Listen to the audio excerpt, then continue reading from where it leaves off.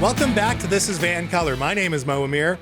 Our featured guest tonight is a writer and journalist. His powerful memoir, Invisible Boy, is a timely tale of race, religion, and displacement, exploring his coming-of-age journey from white cult to black consciousness. Make sure you pick it up wherever you find your books. You may be familiar with his writing in the Vancouver Sun, the National Post, Maclean's, and the Guardian. He is Harrison Mooney. Harrison, so nice to see you. Hey, thanks for having me. Congratulations on the book. It's a fantastic read. Thank you so much. So I brought you on the show because I want to learn about this word woke. I feel like it's being used as the pejorative by Florida Governor Ron DeSantis, and then locally here, conservative leader Pierre Poilievre, always talking about the woke mobs. Yes. But this word does come from somewhere and means something. So can you help fill me in? Yeah.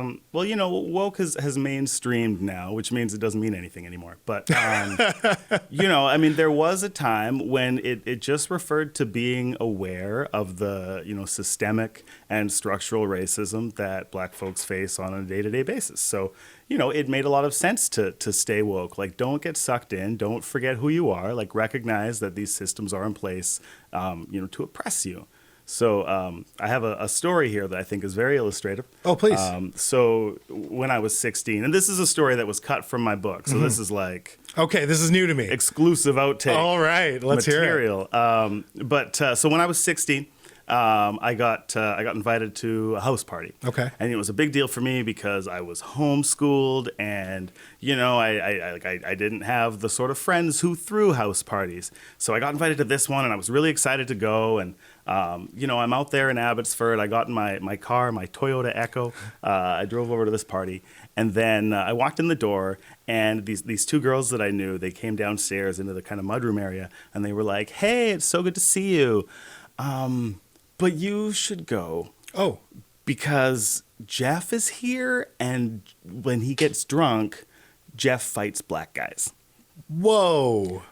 First of all, who is Jeff? I mean, I remember looking up, at the kind of upstairs area where everybody was mingling, like, which one is Jeff? But you couldn't really tell. Yeah. Jeff could be any of these guys. And this whole situation sounds like a Jeff problem, not a you problem. Right. It's definitely Jeff's problem. But I'll tell you, at that time, I was so used to minimizing myself, or, just kind of doing what I could to fit in a space and going along with, what everybody around me was doing, that, when she said that, I just thought, like, oh, I have to leave this party. Right. I don't want to fight Jeff. I don't want Jeff to come confront me later, and then, all of Jeff's friends and all the other people at the party have to, like, pick a side. Like, right. I don't want any of that. I just want to get out of here. I want to get beat up, So I went home, and like a year later, maybe 2 years later, I woke up this one day like, yeah, why didn't Jeff have to leave like that? Yeah, it's a fair question. It just seems like the easiest solution to that problem. But, again, like I was raised to minimize myself. Like I was told, like if your blackness presents a problem, like get your blackness out of here. Right. And it wasn't until I realized that the world has a problem with my blackness. This party has a problem with my blackness. Jeff certainly does. Mm-hmm. And everybody protecting Jeff or making it seem like they're protecting me, but then only asking me to leave. Right. That's the problem. The problem is with these people, not with me. And I think that's key, because we can all point at Jeff being like, okay, clearly this guy is probably racist, definitely a jerk.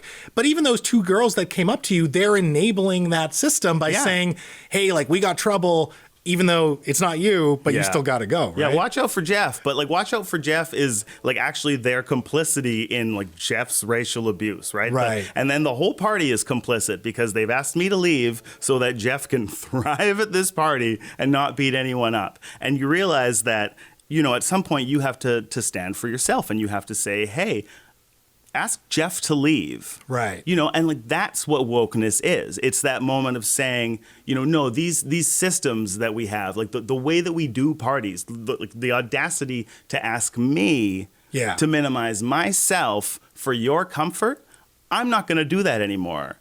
And so, I mean, you can understand why wokeness had to become a bad word. And that's what I want to get into, because wokeness is not a relatively new idea. I guess it is sort of new, but, Erykah Badu was singing about being woke in 2008. That's right. And now it seems to be used in this very pejorative way, as I mentioned, by politicians and pundits. But for a while there, it was also kind of cool. You had Premier John Horgan talking about being woke and how cool that is. So is this almost one of those things where you had people misusing it in a way to be fashionable, and now it's turned against everyone as a bad word? Well, yeah. I mean, whenever these words, these terms that are valuable in the Black community, emerge out of that community and mainstream, they arrive in a culture that does not want to understand what this word means. Yeah. So instead of, just kind of letting that word be, it becomes something to mock, and it becomes, something to deride. And the idea behind it, the idea that like we as people of color need to recognize the systems that bind and oppress us and rage against those systems, that's a scary idea for any defender of the status quo. And, certainly for political agents whose goal is to move us backwards, to as far from wokeness as possible. And so you get these anti-woke crusaders, and they can say, oh, we are against this vague idea of wokeness, but those of us who are woke understand that, woke has become a stand-in for Black liberation, right? Or just consciousness, or like being aware of issues of inequity, inequality, those type of things, right? Yeah. So, that was something that I really wanted to explain in my book too. Like wokeness it's not just something you can sum up in a sentence. Like it really is looking at your life in the proper context. So I tried to give us this journey from white cult to Black consciousness. Like, look, here's where I started, and it was deep in the heart of whiteness and white supremacy and, these evangelical movements that might not even themselves realize are just deeply white supremacist movements. Right. So I started there. And then I had to work my way, out of this kind of mental cocoon and get all the way to a proper sense of who I am as a Black man, as a person of color in the world, and that journey is the journey towards wokeness. Yeah. And again, that's very threatening.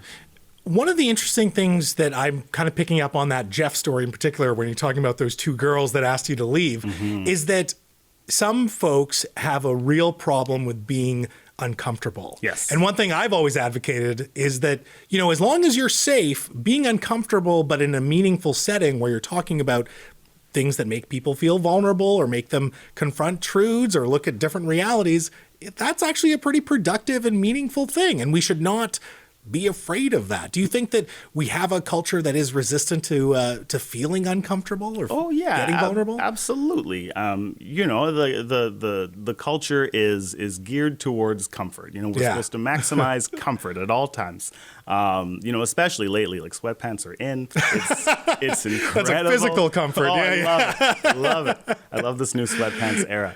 But that comfort always comes at a cost. Yeah. And often that cost is very intentionally ignoring uncomfortable facts. And those facts often have to do with the way that we are oppressing communities of color, the way that we are continuing to, to stigmatize, drug use and just things that we don't want to look at. And so as a result, we just decide, we won't look at it. Right. But you have to look at it. You have to look at it.